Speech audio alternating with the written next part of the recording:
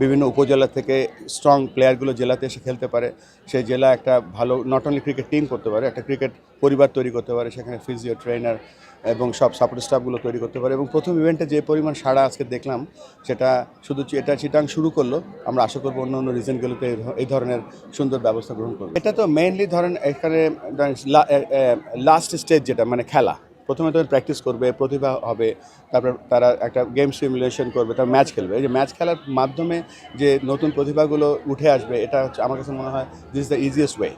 But এখানে শুধুমাত্র খেললেই হবে না, আমাদের কিছু কাজ আছে এখানে ট্যালেন্ট আইডিগুলো দেখা, ট্যালেন্টগুলো রিটেইন করা।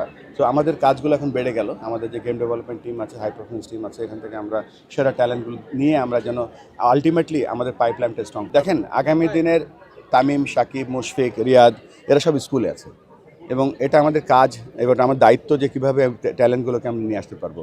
স্কুল ক্রিকেট হয়তো অনেক দিন ধরে হচ্ছে, কিন্তু আমরা এবারে নতুন উদ্যোগে নতুন স্কুল ক্রিকেটটা করব, যেখানে শুধুমাত্র স্কুল ক্রিকেট খেলবেই না, সেখান থেকে একটা cricket country wide cricket fan তৈরি করব আমরা। এবং সেকেন্ড যেটা হবে, সেখান থেকে আমরা সুপার ট্যালেন্টগুলো বের করব।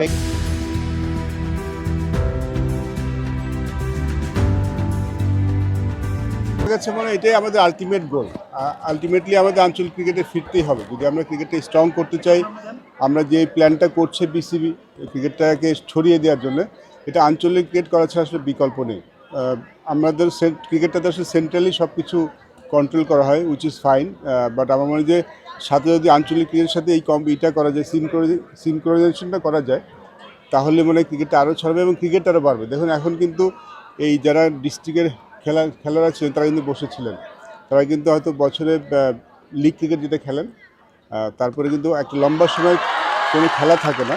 তো আঞ্চলিক ক্রিকেটটা করা হলে যেটা হবে, যে আঞ্চলিক সংস্থাগুলির নিজস্ব লিগ থাকবে, নিজস্ব টুর্নামেন্ট থাকবে, তখন সবাই খেলার সুযোগ পাবে। কিন্তু ঢাকায় তো আসলে এমন হয় না যে সবাই তো খেলতে যেতে পারে না। তো সেই সবার জন্য একটা সুযোগ, আমরা যদি এটা সব জায়গায় করতে পারি, তাহলে আমরা বলি না যে অনেক ট্যালেন্ট আছে যারা আসলে সুযোগ পায় না। কারণ সেন্ট্রালি তো আসলে চিটাগাং মানে যে একদম উপজেলা পর্যায়ে কী হচ্ছে দেখা যায় না।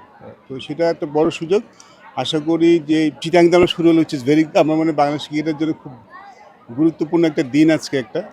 এবং এটা যদি আমরা সব ডিভিশনে করতে পারি, ক্রিকেট ডেফিনেটলি আরও উন্নত হবে এবং হিডেন ট্যালেন্টগুলি তখন আর হিডেন থাকবে না। যখন ক্রিকেটটা আঞ্চলিক ক্রিকেট সংস্থা ব্যবস্থা করা শুরু করবে, তখন ডেফিনেটলি তাদের নিজস্ব একটা সেট আপ তৈরি হবে এবং তখন তারা সারা বছর তাদের নিজস্ব গ্রাউন্ডে 3 ডে খেলতে পারেন, 4 ডে খেলতে পারেন, T20 খেলতে পারেন, 50 ওভার্স ফর্ম্যাট খেলতে পারবেন। তখন আসলে তাদের নিজস্ব একটা সেট আপ তৈরি হলে তারাই করতে পারবে। পরিকল্পনা আসলে